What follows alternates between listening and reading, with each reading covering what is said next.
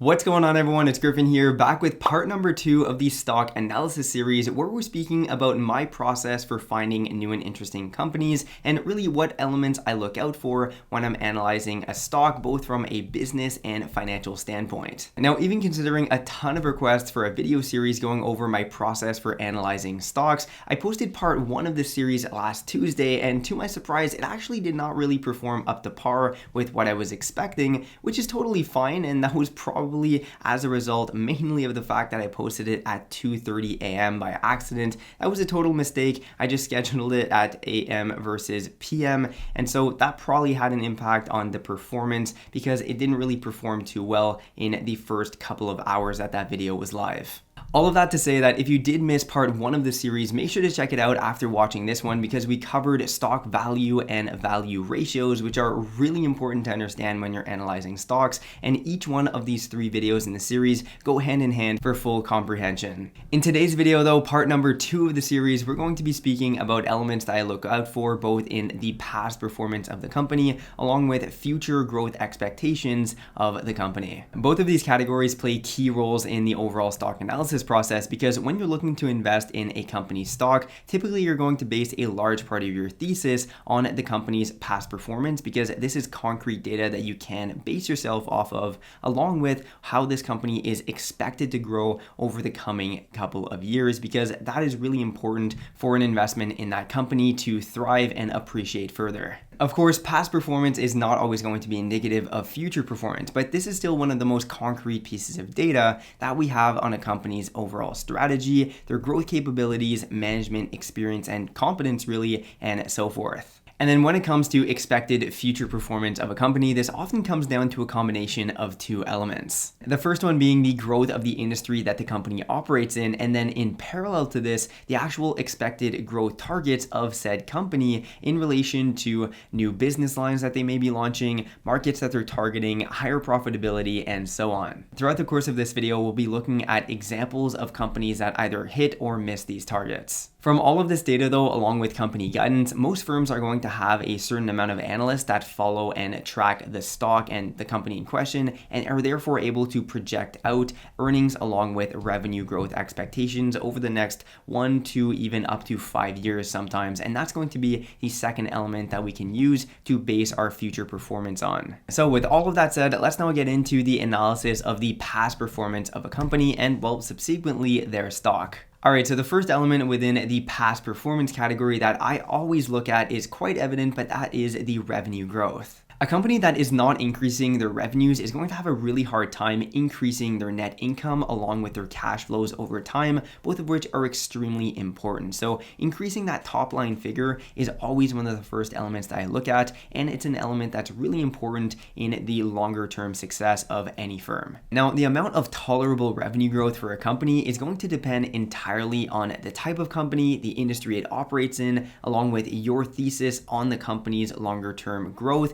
and really just why you're holding the company in your portfolio in the first place. For example, a large cap bank such as this one being TD, that is well established in its industry and pays out a nice, let's say 4% dividend yield, doesn't necessarily need to increase their revenues as aggressively as, say, a small cap biotech company that's only purpose to hold in a portfolio would hopefully be an appreciation in share value. Even still, I personally like to target companies that have an average revenue growth over the past 3 years of around 30% annually or even higher, but that's mainly because I have more of a capital growth strategy for my main portfolio. And so for this reason, companies that are expected, or have, I should say, increased their top line dramatically over the past 3 years are going to typically result in a higher amount of capital appreciation relating to their stock price. So with that said, let's unpack 2 things here. The first one being why only the past 3 years instead of longer. The reason why I personally tend to look at only the past 3 years of growth rather than say 5 or 10 years, even though sometimes I will look quickly at those longer term data sets, is because I like to look at the most recent and up-to-date data trends for the company along with their performance. Sure, sometimes it's great to look at a wider set of data, but 10 years ago, Apple was just releasing the iPhone 4 and Microsoft had only recently transitioned away from Windows Vista. So in my opinion, a 3-year window gives us a more accurate depiction of how the company has been recently performing and whether or not they're gaining or losing momentum. And then the reason why I like to see an average 30% year-over-year growth over those past 3 years, even though that is very aggressive and is going to typically pertain to growth-oriented stocks more than, say, a dividend or value stock, but even still 30% year-over-year growth gives the company a lot more options to either reinvest back into their growth, purchase more assets, pay out dividends, buy back shares, etc. This is even more important if the company is a pure growth play that does not pay out any dividends, because if they have low revenue growth year over year, this is going to severely impede on the company's capacity to grow in an organic manner without having to severely dilute shareholder value and or raise debt. For example, a growth-oriented company that I'm personally invested in that's growing their top line very nicely is Trulieve Cannabis. Over the past 3 years, they have managed to increase their top line by an average of 127%. That's the type of growth that allows the company a lot of room for aggressive expansion. So again, I know I've repeated it quite a few times, but I personally like to target companies that are showing an average top line growth of at least 30% per year over those past 3 years. But if the company is a solid, let's say, dividend player, you need to use your own judgment here, and lower top line growth can still be very tolerable. For example, TELUS, which is a fantastic dividend stock, isn't increasing their top line by anywhere close to 30%, but that's okay because the company is by no means a growth stock. But even considering a different strategy, decreases in revenues for a company would certainly be a red flag. With a more conservative point of view, a company that's growing their top line by, say, 20% year over year could definitely still be appealing as a growth play. You really just need to use your judgment here, along with using this one piece of data in an overall global assessment of the company, including everything else that we've been speaking about in this video series. Okay, moving on to the second element that I look out for in the past performance category, we have the growth in earnings per share, or EPS for short, which you're going to see that acronym a lot on investing websites. By the way, if this is new to you, the earnings per share are basically the entire net income or profits of the company over the past year divided by the amount of shares that are out in circulation. And what this tells us is the amount of profit that a company is generating per share that is out in circulation. So considering that, a higher earnings per share is obviously going to be favorable. Generally speaking, a company that's able to produce $50 in EPS is going to be more valuable than a company that is only generating, say, $2 in earnings per share.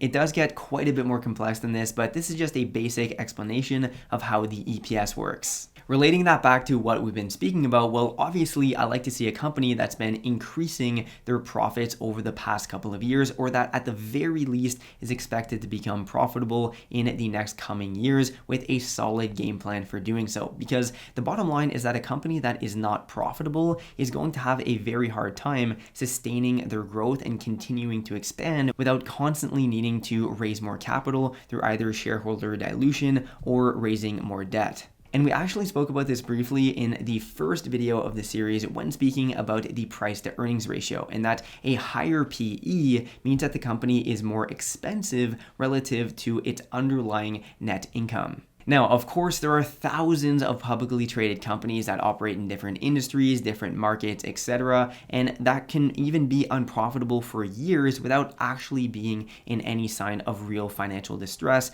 However, as a general blanket statement here, I tend to like to see companies that have a higher earnings per share than they did 3 years prior. So just like with the PE and PS ratios that we looked over in the past video, you can look at EPS growth on macro trends in a nice graph. For example, this right here is the chart for Amazon, and we can clearly see that their EPS has skyrocketed past their EPS from 3 years ago, which is great to see.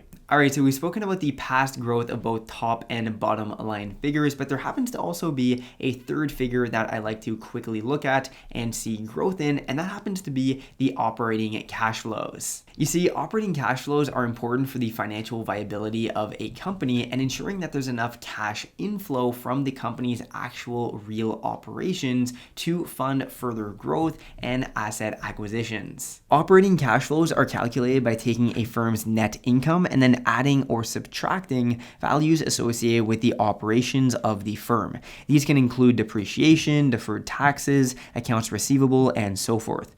So while it's favorable to see growth in operating cash flows, well, at least if the firm's operating cash flows remain well above their investing and financing cash flows, the company is able to maintain nice free cash flow figures. For example, this here is TELUS, where over the past 12 months, they have posted $1.18 billion in net income, which was added to other operating elements, bringing their operating cash flows to $4.336 billion. They have invested a ton in property and acquisitions, debt repayment, and dividends, but even still, this all amounted to a positive change in cash values. I realize that may have gotten a little bit complex, but all you need to really remember here is that seeing positive operating cash flows is going to be a green flag, and that generally speaking, if the operating cash flows are able to cover the investing activities, well, this means the company is going to be able to grow in a more organic manner. Finally, for the last element in the past performance analysis, we have a quick glance over at the return on equity, also known as the ROE for short. The ROE is a calculation between the net income over the past year and the shareholder equity.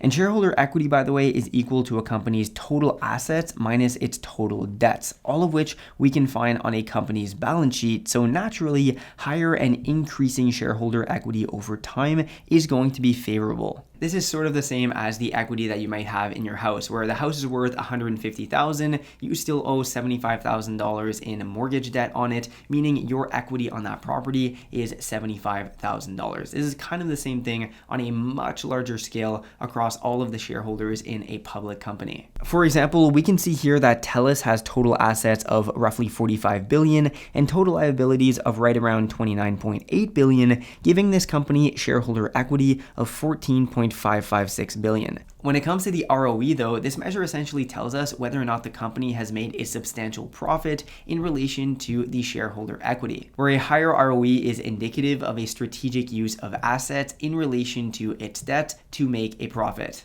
Now, historically speaking, the average return on assets of the S&P 500 is right around 14%, and an ROE that's at or below 10% is considered to be a poor return on equity. So considering this, I generally like to see a return on asset for the last year that's at around 15% or above. But again, that is a blanket statement that just cannot be applied to all situations and all companies. You need to make sure to combine this one single element with everything else that we've been speaking about in this video series when it pertains to a full analysis of a company and their stock, because investing really is not black or white. Back to the example of TELUS, well, it's a great Canadian dividend stock. In fact, it's one of the best in Canada, and the return on equity over the past 12 months is only 8.7%. That figure alone might tell us that this isn't a good company to invest in, but that would not necessarily be the case. Amazon, on the other hand, has an ROE of 31.9%, which is fantastic. All right, so I have no idea how long that was, but I'm guessing it's going to be quite long, that first past performance section.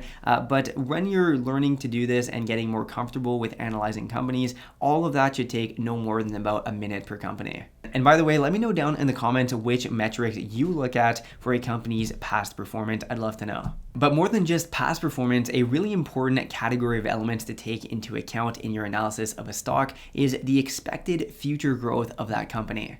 Interestingly, or not so interestingly actually, the figures that we're going to be looking over for the expected future growth of a company tend to be quite similar to those of the past performance, in that we're going to be speaking about industry growth, revenue, and earnings per share growth. Public companies tend to provide guidance figures for the upcoming 12 months, which is definitely helpful here, but also taking into consideration past growth, industry growth, along with dozens of other variables, analysts will come up with a ballpark growth estimate for most of these companies. And I say ballpark here because, of course, future growth is not going to be 100% accurate. This is just, well, a ballpark figure, but can definitely be a good starting point. So let's first speak about expected growth of net income over the coming 3 years. It's always important for a company's future financial viability to strive towards profitability if it isn't already. And some companies will burn excessive amounts of cash while they're getting off the ground, hence a hyper growth company. But this is unfavorable for an extended period of time. So for me, it's always a balance between current profitability levels of that company and future expected profitability levels. And from there, whether or not I believe that the current share price is warranted, and if I think the share price over time will follow suit with those net income figures. I like to see projected net income growth of at least 15% per year over the next 3 years minimum. This gives the company a nice amount of profitability growth that I, as a shareholder, am comfortable with to give the company enough room for retained earnings and or dividend increases if it's a dividend stock. For example, let's take a look at Corsair here, which is forecasted to grow annual earnings by an average of 21.8% over the next 3 years based on analyst estimates. That is really healthy net income growth. Now, in the case of an unprofitable growth stock though, it's completely normal to see them being unprofitable for an extended period of time. This is seen time and time again. For example, Shopify was unprofitable for years and continues on a path of aggressive reinvestment and fundraising to sustain their growth. What I will say about an unprofitable growth stock though is that you need to understand that with this type of company and their stock, most if not all of the short to midterm stock price movements are based on news, short-term financials, investor emotions, and expected growth over time. If you're comfortable with this, then go ahead and continue on with your research for that given company, which will be more heavily based on company and industry potential along with faith in the company. Arguably even more important than net income though for a growth stock is the revenue growth over the next couple of years. As with net income growth, I like to target companies that have a projected revenue growth of around 15% or more per year over the next 3 years. That's a figure that I'm comfortable with pretty much across the board, but obviously higher growth is better. In fact, most of the growth companies that I end up investing in tend to have growth expectations and revenues of 30% or more per year. So if you're able to identify a company that's expected to grow at this pace combined with a nice value that you're able to identify from what we spoke about in the first video of this series, then you're most likely looking at a multi-bagger stock for your portfolio. And then finally, the last main element from the future growth category that I tend to look at is the expected industry growth that the company operates in over the next 5 to 10 years. If you're a subscriber to my channel and it hasn't already been evident through my content, well, I'm the type of investor who likes to identify companies that I believe will grow extensively over an extensive period of time based on my research. I'm not necessarily looking for quickly flipping stocks or short-term profits. I like to invest my money in industries that are expected to 5, 10, even 20x over the course of time that I hold companies that are operating within those industries. It is a simplistic way of looking at it, but I don't want to invest my money into industries that are expected to shrink over the next 10 years because by default, this means that equity values for companies that operate within those industries will most likely follow. Even if you're investing in a company that you've identified as being quite solid, well, if it operates in a dying industry, this tends to not be favorable for the longevity and return on your investment. On the flip side, if you're invested in the best companies from the industries that are expected to grow the most over the next 10, 20 years, well, chances are that these investments will appreciate in value as these firms take in more revenues and generate higher profit levels. For example, a few industries that I've personally been targeting over the past year and see myself continue investing in over the next decade include cannabis, e-commerce specifically, that's one of my favorite ones, cybersecurity, gaming, and so forth. And when it comes down to researching industry growth, it pretty much just comes down to good old Google searches to find analyst reports and macroeconomic data. Make sure to let me know down in the comments which industries you're most bullish on over the next 10 years, and let me know some of your favorite companies from these industries. So that pretty much wraps up the second chapter in this 3-video series on elements that I look at when I'm trying to find and identify new companies that show nice investment opportunity. If you enjoyed today's video, make sure to smash the like button. It really helps the channel out, and also consider subscribing and hitting the bell button to be notified of the 3rd video coming out soon in this video series. And of course, if you're new to investing, then make sure to check out all the links and resources down in the description section where you can open up, for example, a new brokerage account. You can get some free money for doing so. And then also check out my full stock market investing course. It is a 60 video lecture course taking you through everything that I know about stock market investing, all the way to setting up your very own portfolio based on your needs as an investor. So on that note, thanks a lot for watching today's video, and I will see you in the next one.